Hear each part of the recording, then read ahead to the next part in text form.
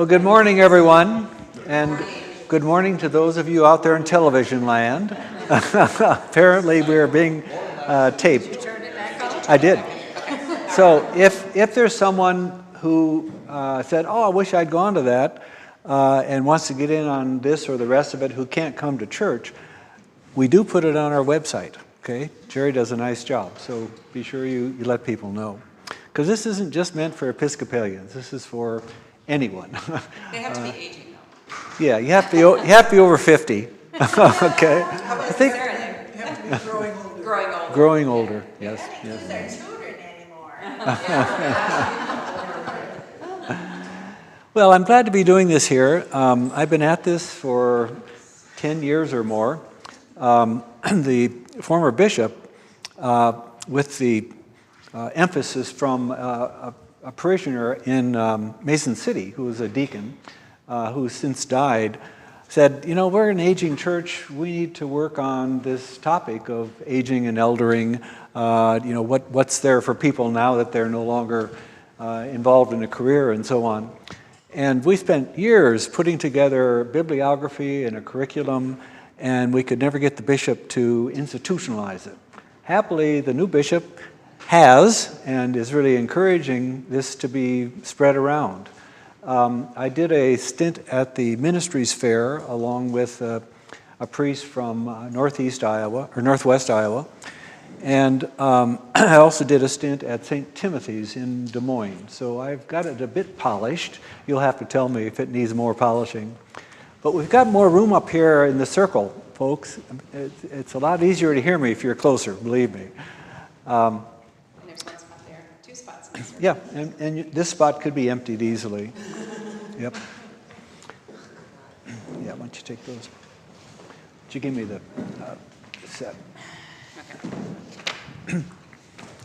If We should have a welcome to people. yeah. Yeah. So we welcome Mary and Tom Curtis, friends of ours. Welcome, welcome. And Kate Willisburg. yes, we've met before. Welcome, right? Yeah. How about if we go around the circle and everyone just gets their name? I'm Lori. I'm Kate. I'm Royce. I'm John. Tom. Mary. Judy. Jennifer. Cindy. Kate. Laura. Polly. Mel. Lori. Catherine. Everybody in? Jane. Nancy. Georgia. And I'm Bob.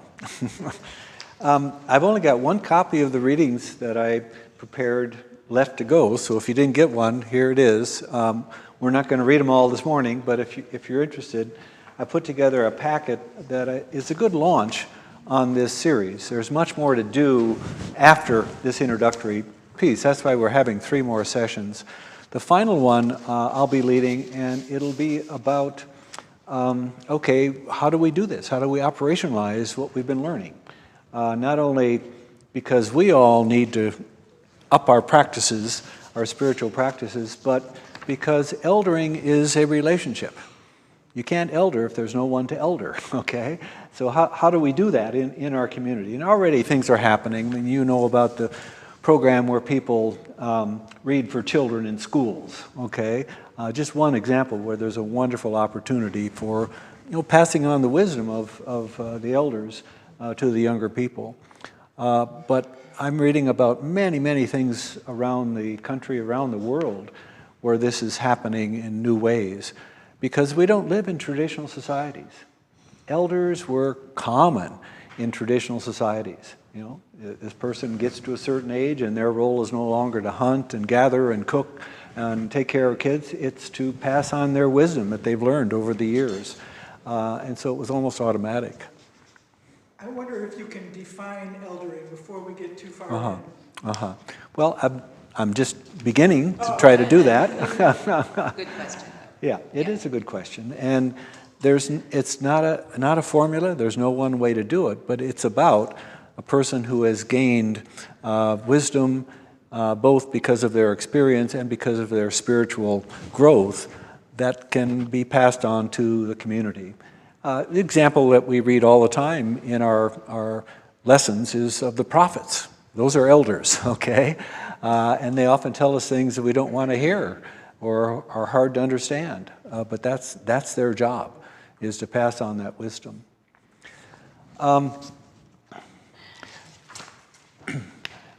going to take you through some of the things that I had prepared for this morning and read a couple things to get us going. But first, the thing that we're up against, besides the fact that this is no longer a traditional role, it's not automatic like it used to be, is that we have a lot of barriers.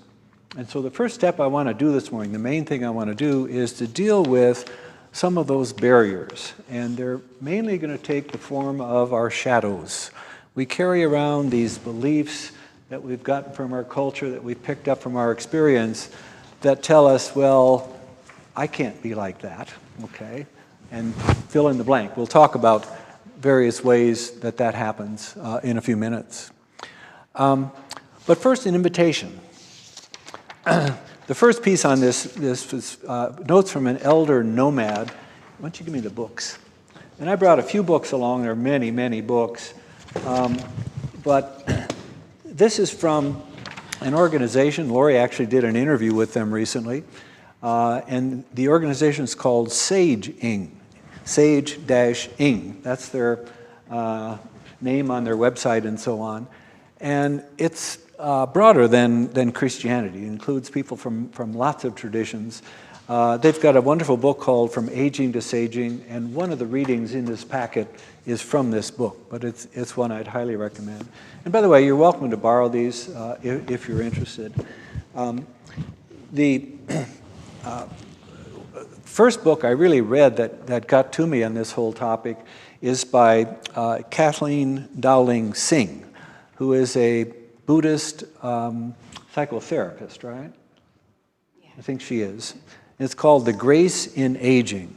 It is a graceful book, very, very poetic and beautiful and very wise from this woman. We'll pass these around. Yeah, we'll pass them around. Here's a book. I couldn't find Richard Rohr this morning, but I'm sure you've all heard of Richard Rohr. And one of his famous phrases is the second half of life. Well, here's a book that preceded his use of that term, and actually I think it comes from, what's his name, the mythologist. Joseph Campbell, okay? The second half of life. And this woman is an anthropologist, so she's looking all over cultures, and it's a really good background piece to help you understand and learn from other traditions. And if anyone isn't familiar with Richard Rohr, he's a Christian priest and author and written many books, but I think the book you're referencing is the second, Falling Upward. Falling Upward. Spirituality for the second half of life. Yep. Really wonderful. Yep. And this is a book I learned a lot from. Some people don't like it. She's a psychotherapist, again, a Buddhist. The book is called The Inner Work of Age, Shifting from Role to Soul. And that helps to define what we're talking about with eldering or saging. You know, this is soulful work, soulful time.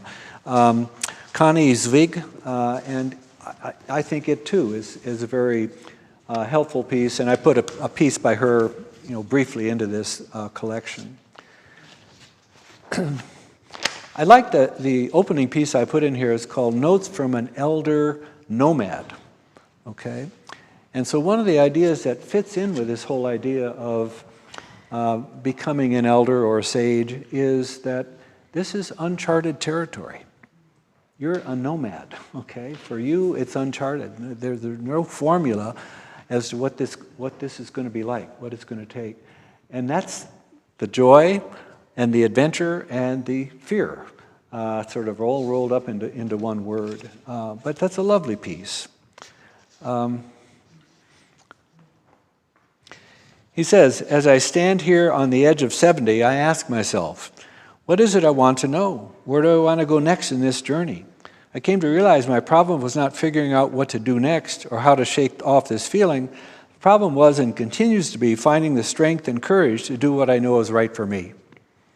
And so part of what I want to talk about is, this morning, where does that strength and courage come from? But first, John O'Donohue, we have to have a poem.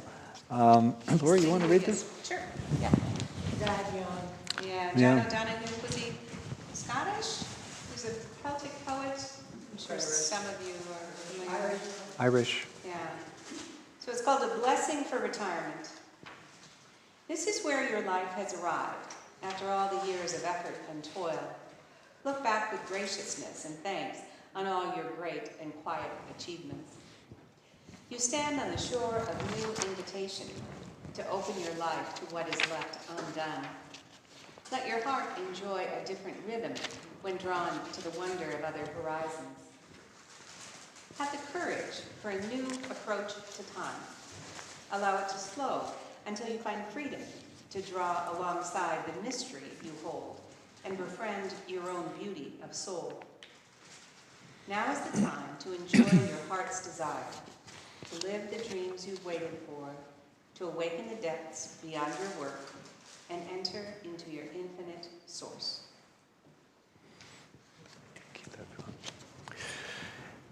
And one more poem. I like these poems. This is by Mark Nepo, who's one of my favorites.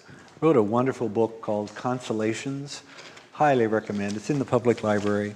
It's really worth reading. And it's one of those books you want to read sort of a chapter a day, just one piece a day. This is called The Life After Tears, and it really beautifully gives words to what Rohr is talking about with falling upwards, okay? Because falling is part of what we do in the age that we all are and are talking about. The life after tears. In the life before tears, there are endless plans, and we avoid the difficult feelings at all costs. As if grief, pain, and loss are canyons we'll never climb out of. But then one day, while not looking, someone dear dies, or a dream breaks like the plate, and our world as we've known it is blown apart. Then we discovered that falling in the canyon is our initiation, and the river at the bottom is the only water that will keep us alive.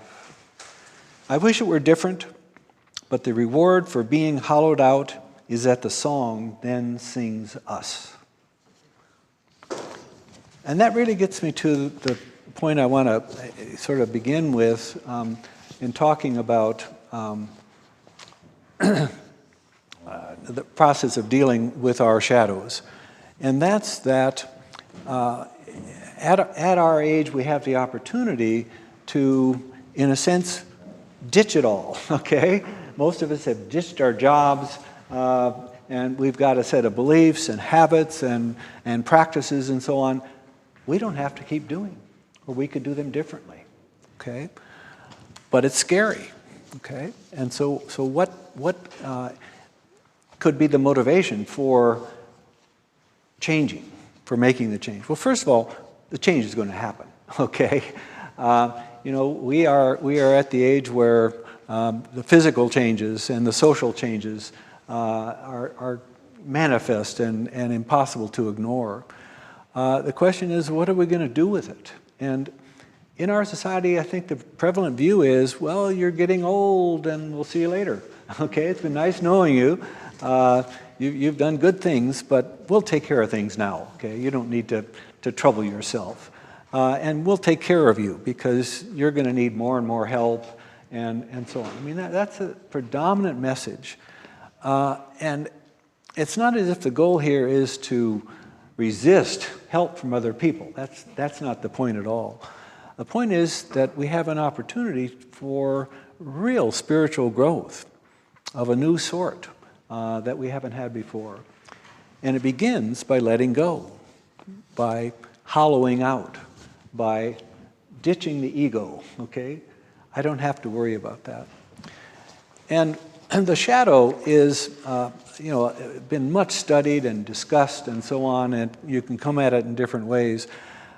I think one of the most important things to understand about the shadow is you never get rid of it, okay? You acquire these things in your life, and you carry them with you. The image that Connie Zweig has is you put them in a bag and behind you. The goal that we all should have, though, is to open that bag and re-examine those shadows, those beliefs. So, just an example, pick on Lori for a minute. Her mother used to have... Go pick on my mother. Her mother used to have this ongoing belief that she would give voice to as well as practice. So when things happened in her life that were difficult, there was pain, there was a pit that she had fallen into, her basic view was, well, what will they think? Okay? And of course, they didn't think, all right?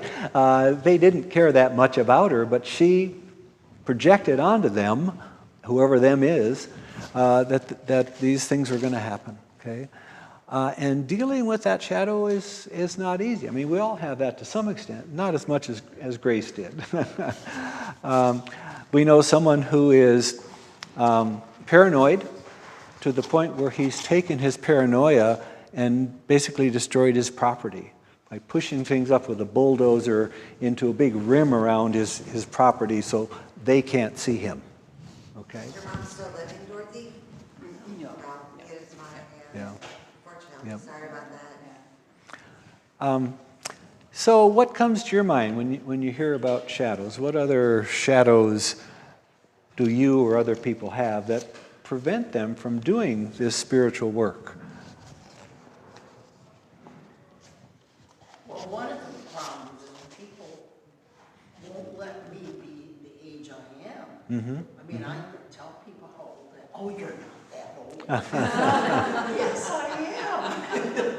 I do need help going up the stairs if Yeah. they're real steep. I mean, I think that's hard. People almost want to keep you younger than you are. Uh-huh.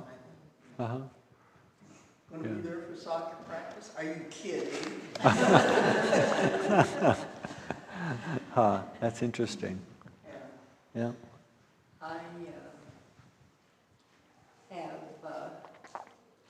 I told this to some people. I had 2 doctors recently say to me, "You're old. Just understand that." When I went to my internist, I told her that, and she said, "You're not really old. You have a really young personality." Oh, Yeah. and I do enjoy life, so I don't feel real old. Yeah. I think one of the shadows of growing older is that you don't make new friends. You know, like your friends are set and you're past a certain age and that's it.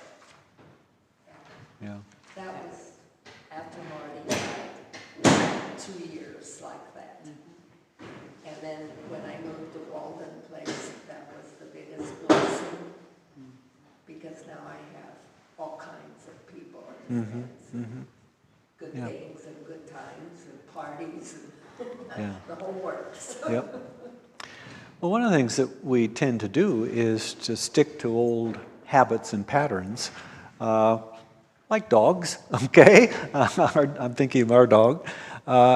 And that can really confine us, because if you can't keep doing those things, then nothing happens. I had a colleague at Kirkwood.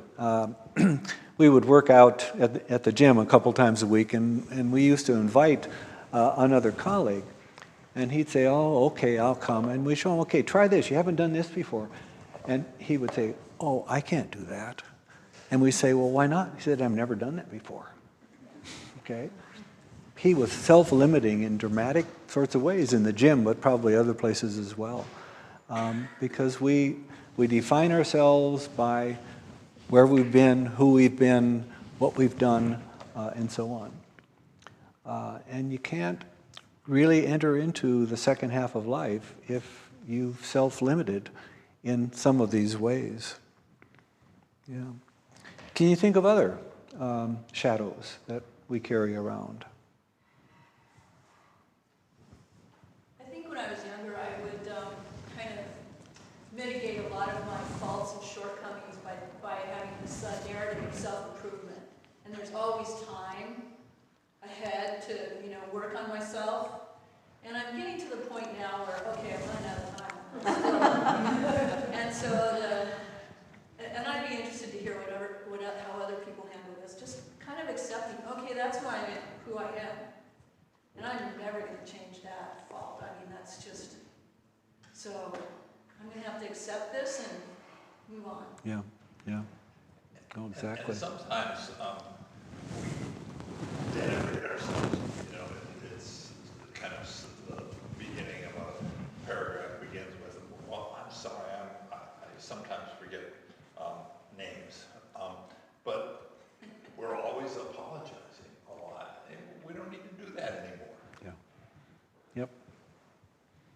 I think another shadow is fear. Fear of doing something like your friend who said he'd never done that before. Fear of getting involved with, maybe a different organization that I've thought about joining or helping, but I haven't done it because I'm a little fearful about what exactly that role would be for me.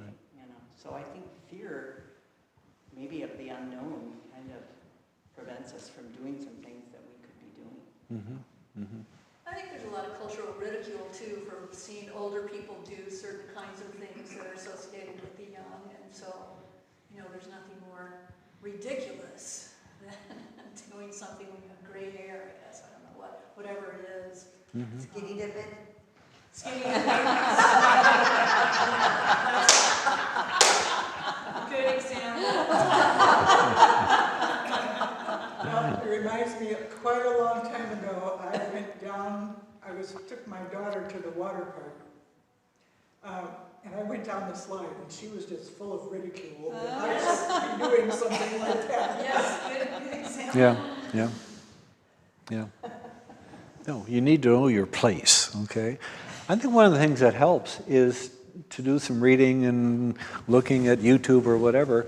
I subscribe to Outside magazine, okay, which is all about people hiking the Pacific Trail and scuba diving and so on. And it isn't just young people who are doing these things, okay? I mean, I read about an 82-year-old guy the other day who was running marathons, all right?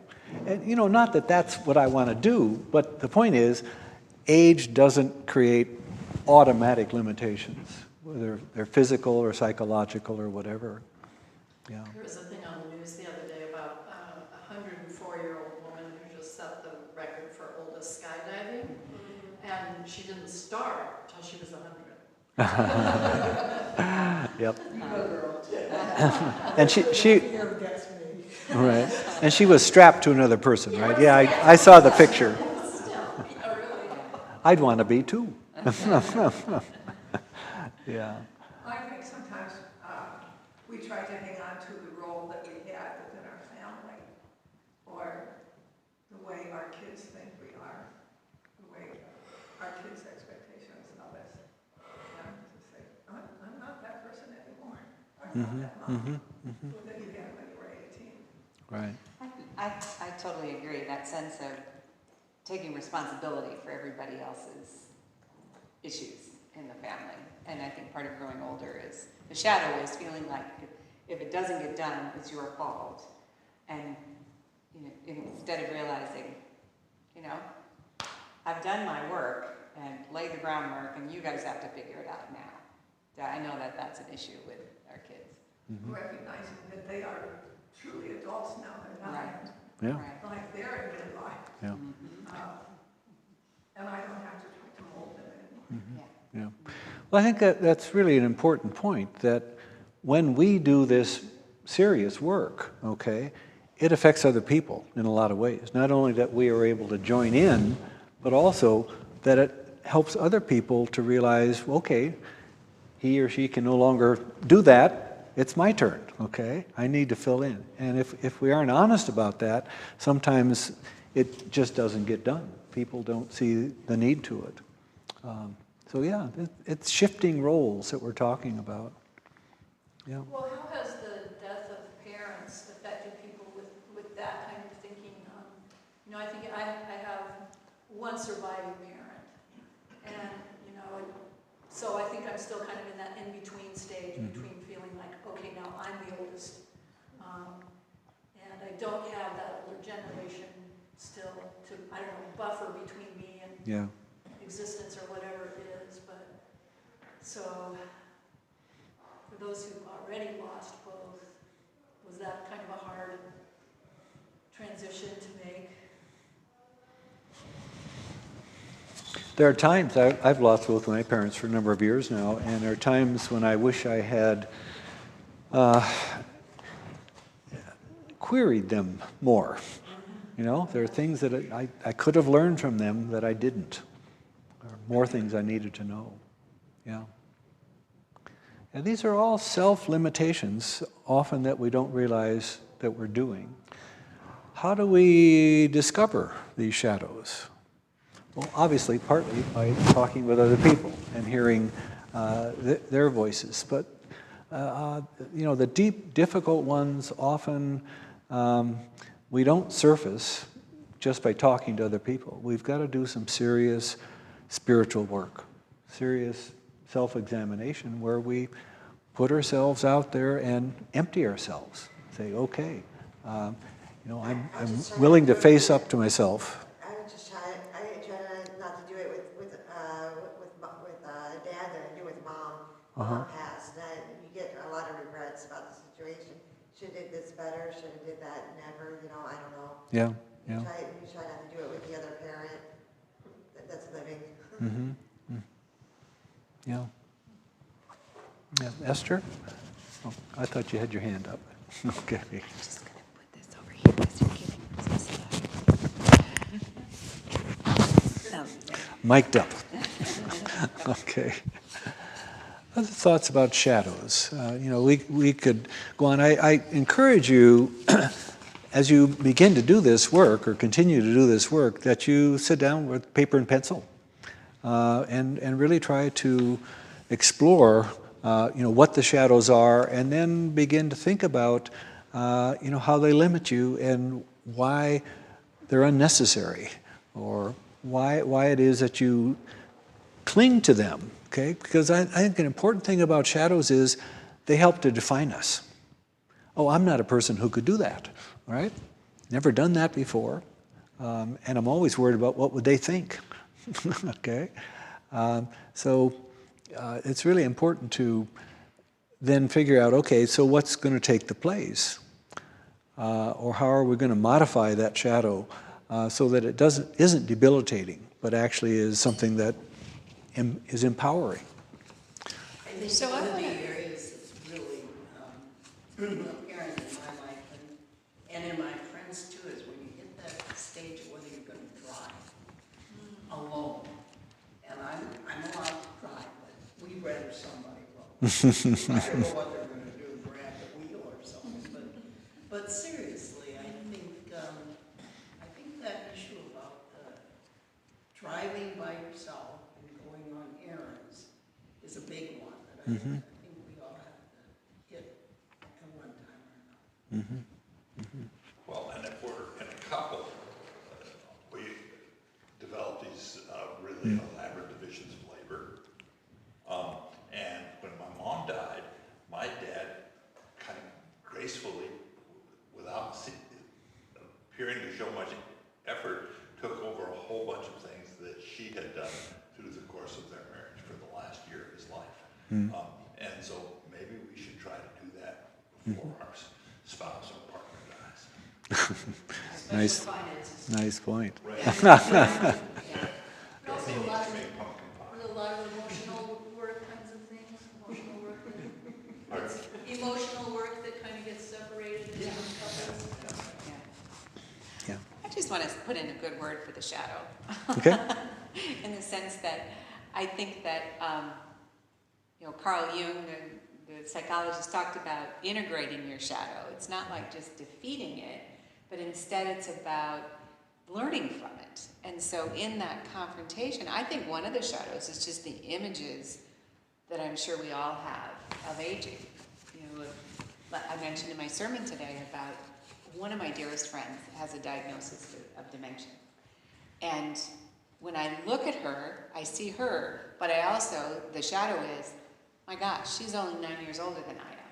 You know, this could be me. And so I'm sort of reading that into it as we're talking. And that's, you know, it's in some ways a natural reaction, but it's like, okay, this is a teaching moment here, too. Like, okay, if that does happen, I'll deal with it. I'll have to deal with it. And how can I help her in this situation? So, yeah, you learn from the darkness, too. Absolutely. And like I say, you never get rid of them, but you can transform them and help them transform you.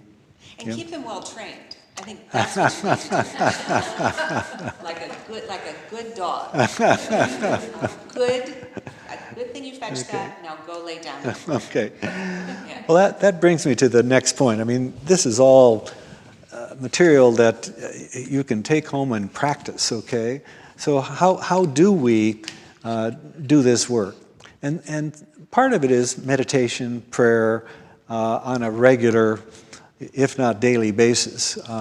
That the more that you meditate or pray, the better you get at it. And the more you discover, the more it helps you discover, and the more it opens you up to these possibilities of a new form of life, okay, the second half. Lori and I have a practice that Richard Rohr likes, but also the Pope likes apparently, and that's libations with St. Ignatius, okay?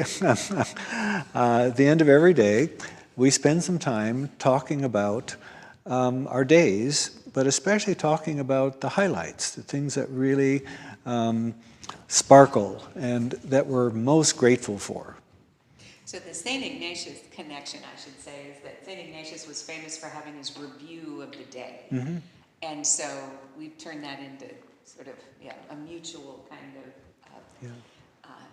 but what's nice about it is that you focus on the positive things that happen. You don't just sit there and bitch about all the things that went wrong. And often those are really small moments, like just...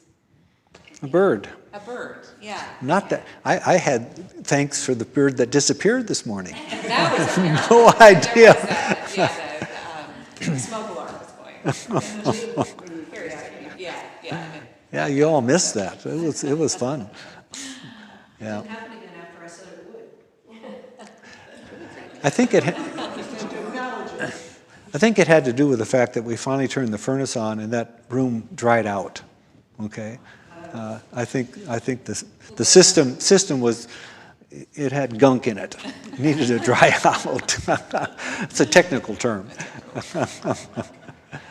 A tradition that's very big on this practice of daily reflection is Stoicism. It's one of the most important The ancient Roman philosophy. features of Stoicism is at the end of each day to reflect back on your day and to do it in this way.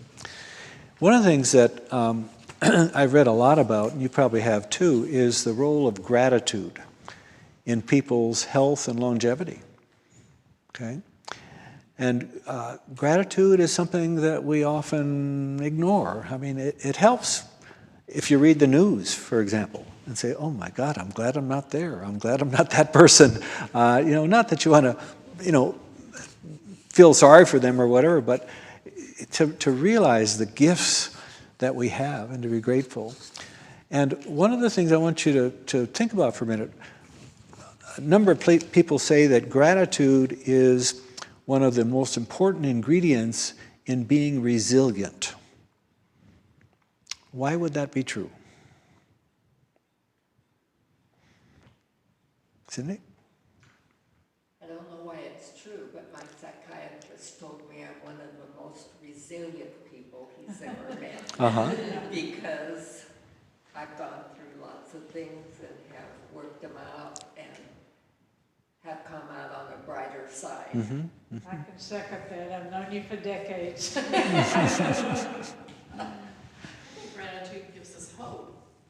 That when we look at what has happened that we appreciate or delight in, it makes us more hopeful for the future, which I think affects our resilience. Have you If you've conquered some things, gives you the flexibility. So if you're grateful for this set of things, you know there are other things out there that may come along. Have any of you ever been grateful for something bad happening? Usually not in the moment. Sometimes later on. Yeah. I think it's interesting, those happiness studies, and that you've seen it, that happiness tends to go down in like around 16, and then, you know, it's sort of in a trough, and then it tends to rise when people are in their 50s, and then stays high until people, and these are broad general categories, of course, until people are really in the final stage, you know, with really serious health difficulties. But, and it seems ironic, I think, because those tend to be years, you know, when you start losing people, you know, your health isn't as good, you know, you face setbacks of one sort or another.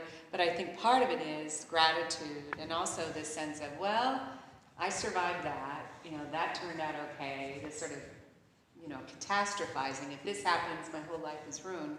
You realize, well, it's not, you know, you can go on after that. So I think those are encouraging studies about happiness. I know that my mom was hard, but like I said, I try not to make the same mistakes with my dad, my living dad. So, it's all good. Yeah. I think I spent a great part of my life trying to build a family. And that accounts for inviting people into my life. And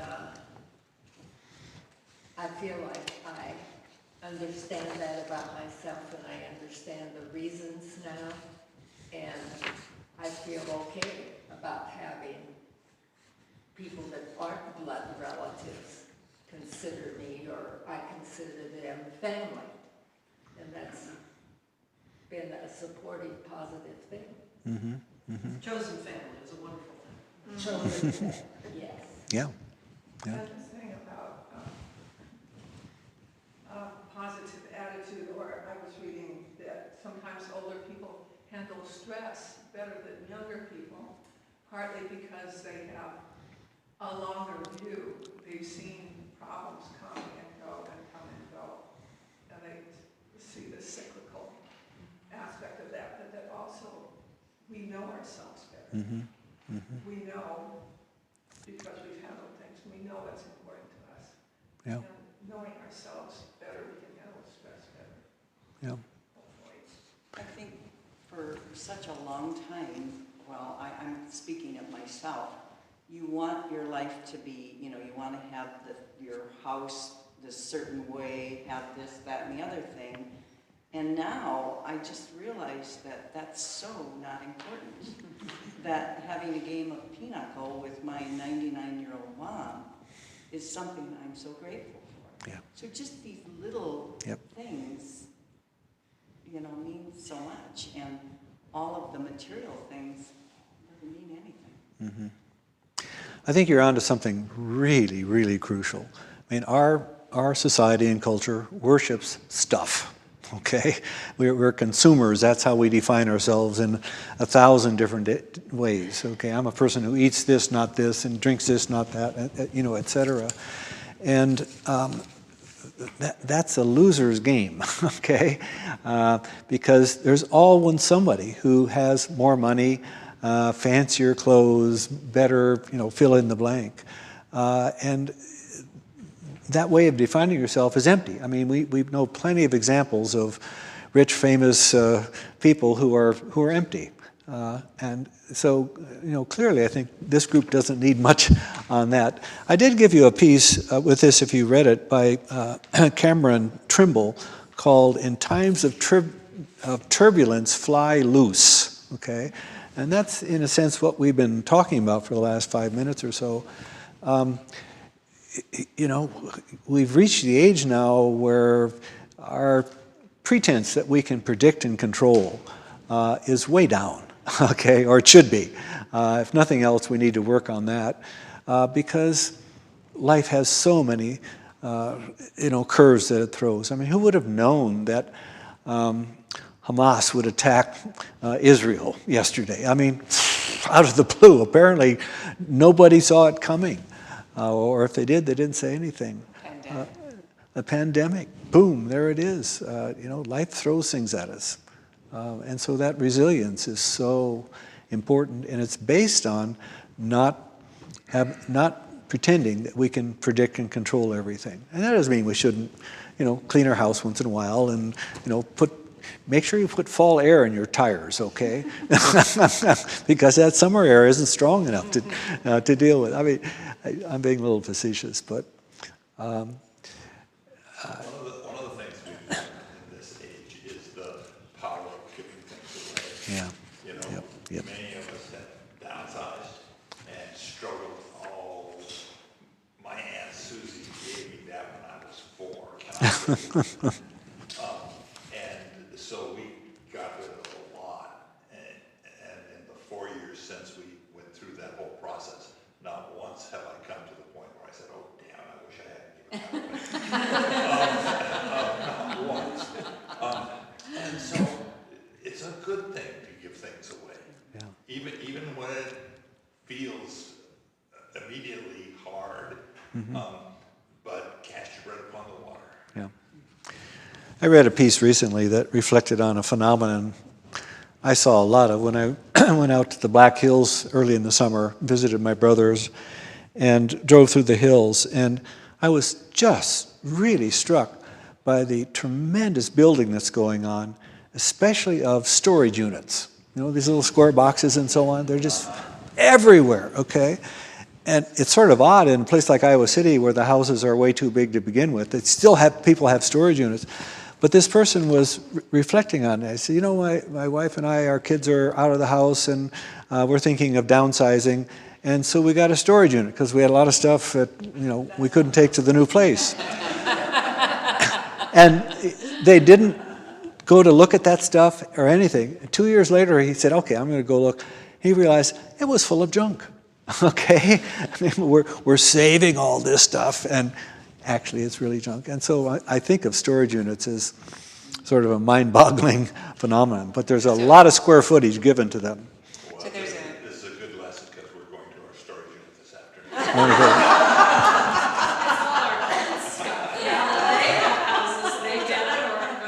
Yeah, right. Give it to your kids. That's another. It's their stuff. I was just going to say, so there's a website called Next Avenue. It's affiliated with PBS, and it's for older adults over 55 or so. And the most emailed article that they've had over the last 3 years, the title is "No One Wants Your Stuff," and it's about parents trying to downsize, and this is going to go to this child, and this to this, and apparently there are a lot of children who don't want any of that stuff because older people are clicking on that and realizing no, they don't want it. I made the mistake of asking one of our sons if there was anything of ours that he wanted, and he said, "Your pension."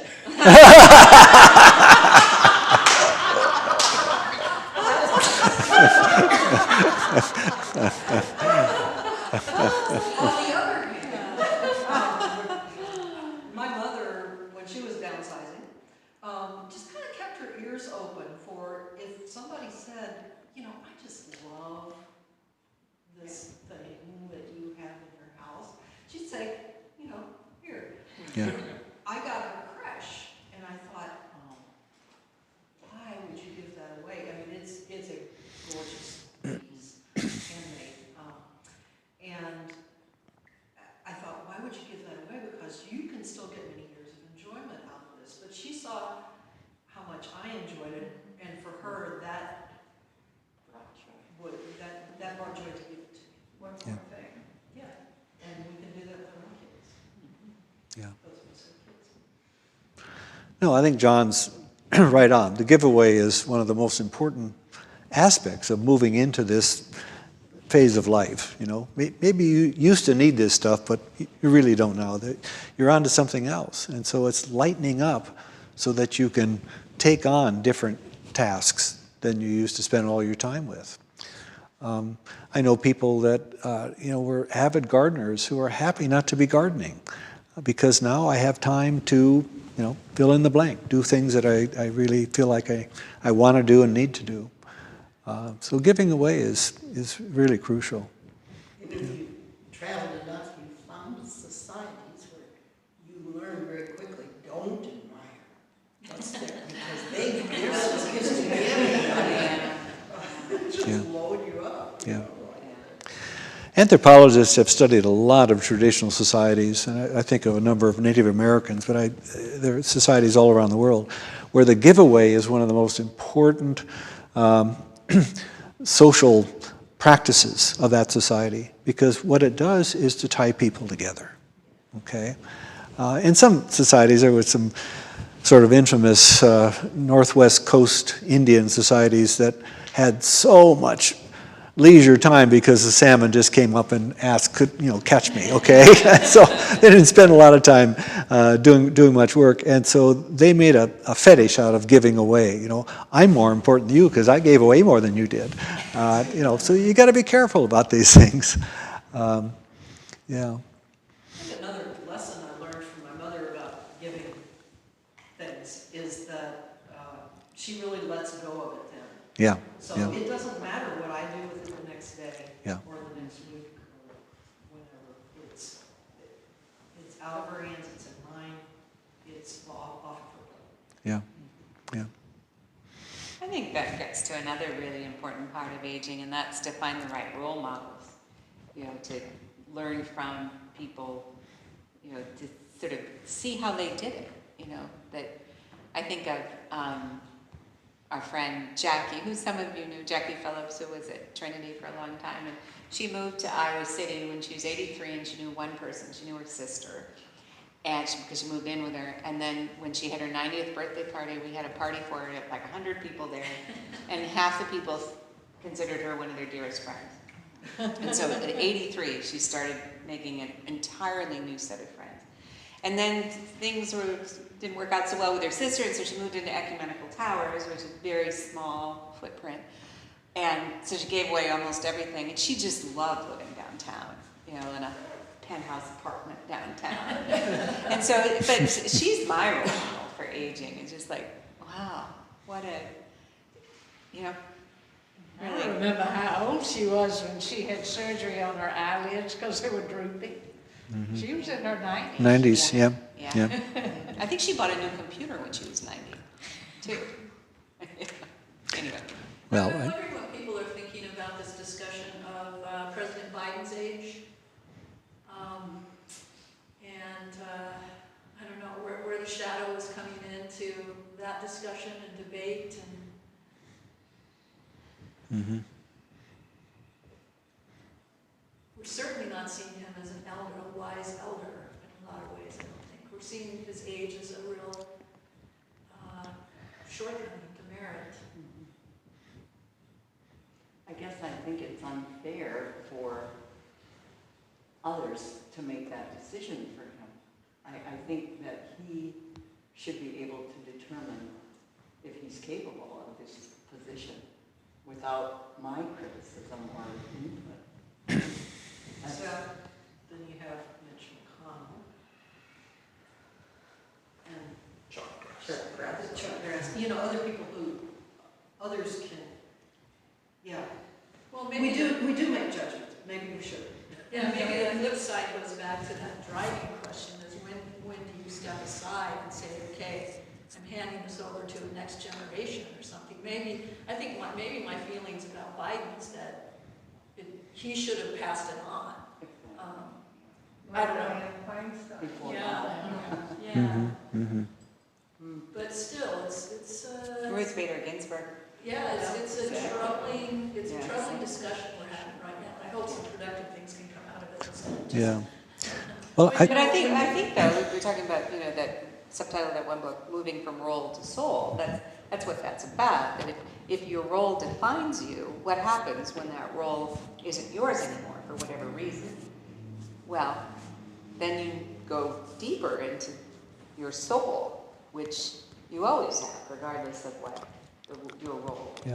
Yeah. I would say about Biden, it's not clear that he'll be able to move to soul because that role is so powerful, and the power that he has is so great that moving from that to being an elder, a soul liver, would be really difficult. Hey, Jerry. Jimmy Carter. That's just what I was thinking of. Yeah. Yeah, that's good, a good comparison is Jimmy Carter.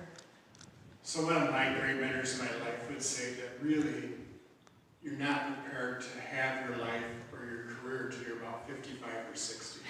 That you've had enough life experiences at that point to be able to filter what's important and what's not important. The other thing, when you talk about role reversal, in his career as a job and life coach, he worked with a lot of very successful CEOs, Wall Street people, who got so hooked up in just their career and forgot their soul and everything else, forgot family, forgot wife, forgot kids. All of a sudden, here they are retired, their identity's totally lost, and the family's gone, everything's gone, and some young bimbo comes into their life, says they love him, and then all of his money's gone, and then she's gone. And he said the other really interesting thing, is there's a lot of these big corporate executives would buy huge houses in Phoenix thinking all their friends would come visit them and they'd have a beautiful house for them to stay. He goes, they get here and suddenly realize they were not friends, they were business associates. And what a true friend was no longer exists. Yeah. I've had good elder role models. I had 2 sets of amazing grandparents. My grandpa and Grandma Hoffler at their 50th wedding anniversary had the whole family come in, all of us grandkids, the daughters, all 5 of them, went around and each got a chance to pick what one thing they wanted when Grandpa and Grandma were ready to give it up, which became a very meaningful moment for everybody to share because everybody had a different item that had a memory to them connected with Grandpa and Grandma. Yeah.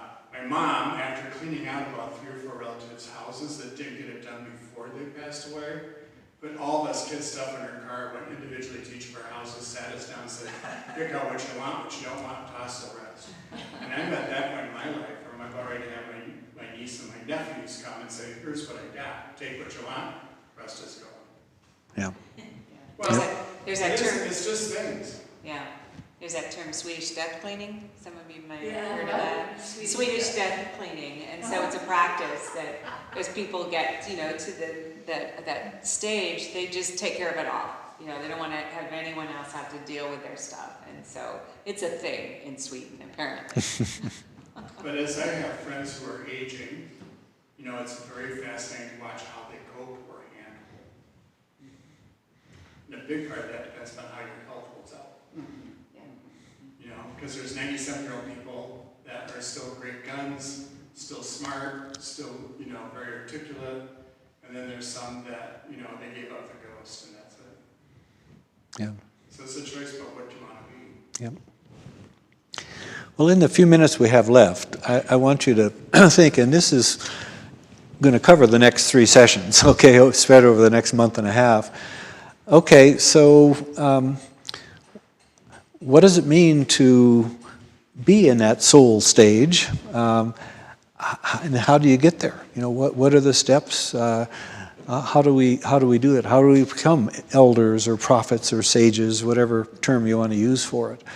And in our society, that's easier said than done, because I know quite a few people who are, in their 70s and 80s are still playing the role, to a hilt. And inside that role, it's really difficult to focus on soul, because you're still focused on getting those publications and so on.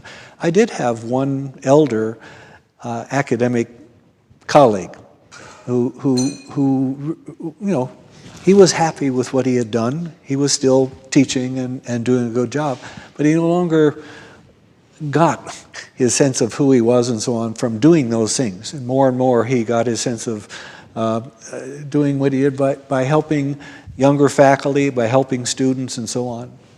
He was doing soul work. But it's hard to get there when you're in that same role that you've been identified with for so long. But think about that. What would it take for you to, not just have shifted away from the stuff and the consumption and so on, but to become a prophet, become an elder, become someone who gave back to the community in ways that the community really needs, but a lot of people aren't giving. Oh, that's your assignment. And I think too, maybe that's emphasizing a bit too much the doing, because I think a lot of soul work is interior. Yeah. So Yeah. I think even for people who can't, take on one of those outside roles, there's still a lot of important soul work that can be done, regardless of what they do with their volunteer time. Right. I knew a woman in San Francisco years ago who had been a therapist, and she was retired, and lots of therapists and other people would come for her just for counsel and sit on her couch for hours telling them things, and she would respond to them. It turned out that she was 95% deaf. Almost nothing these people were saying, but her presence was so engaged and loving, and her kind of generic advice so wise that it didn't matter. That's a great story. Cindy? I wanted to tell about a 101-year-old man who lives at Walden Place, who flies around everywhere, talks to everybody, and a cute little 95-year-old woman moved in, and he had eyes for her. And so just a couple weeks ago, they decided they could not get married because they were so old who would live long enough. They exchanged friendship rings. And had a little celebration for that. Well, they should get, jackets. What do they have in high school? Letter jackets. Oh, that's sweet. That's sweet. Well, There's an African proverb that says, make sure when death finds you, he finds you alive. That's good. Yeah. That's good. yeah. Well, I hope this has been helpful, and a lot of things to read. If you want a bibliography, it's about this thick. Maybe we could just do a little bit of promo. So, is it next week or two? Several weeks. So the next one is the next speaker, whenever that is the director of the Center for Aging at the university, and her background is in nursing, but she has, it's a real coup to get her to come, and she was actually, I think, intrigued to come because she's mentioned something about in her email about she'd really like to pick our brains about potential research studies and. So I think it's a mutual sort of thing there. And then the other speaker will be Mercedes Byrne-Klug. I know some of you know her. She is on the faculty of the School of Social Work, and her specialty is gerontology. Person of faith, and I think she should be a very, very interesting person. And then the wrap-up. And then in the spring, we're going to have a couple more too. Rick Dobbins is going to come. I think he's head of palliative care at the university.